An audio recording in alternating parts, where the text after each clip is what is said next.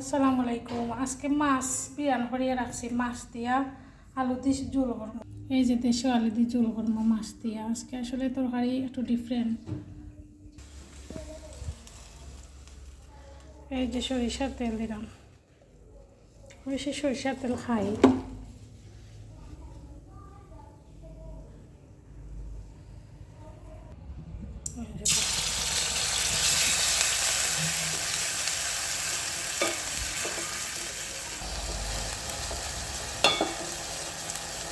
পেঁয়াজটাকে বেশি করিয়া আর এটা যাই তুই বন্যা তরকারি মজা লাগে না খাইতে। পেঁয়াজটা বেশি সিদ্ধ হয়ে গেছে। এখন আমি মশলা দিলাম, লবণ, ফার্স্ট টাইমে লবণ দিলাম, লবণ, মরিচ।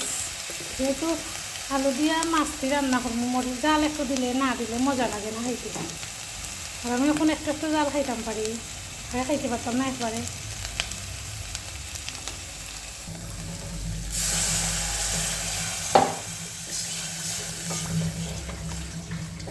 মশলাটা ভালো করে মজা হোক হালকা।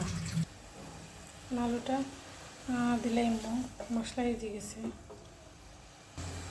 এই যে আমি আলুটা দিয়ে দিলাম।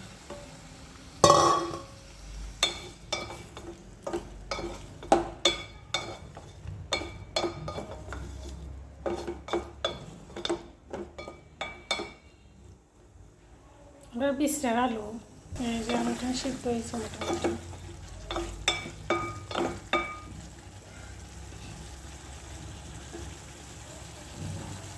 আমি পানি দিলাম, পানি দিয়ে যে মাছটা দিলাম।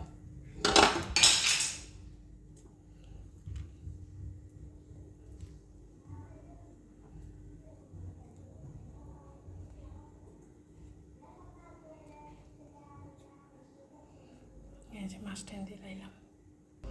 এই যে আমার আলু আর মাছ দিয়া রান্না ঝোল দিছি। একটু বেশি অবশ্যই একটু টানবো, তারপরে নামাইব। ভালো থাকেন আপনারা সবাই। আপনার লাগে আমার অনেক দোয়া। আসসালামু আলাইকুম।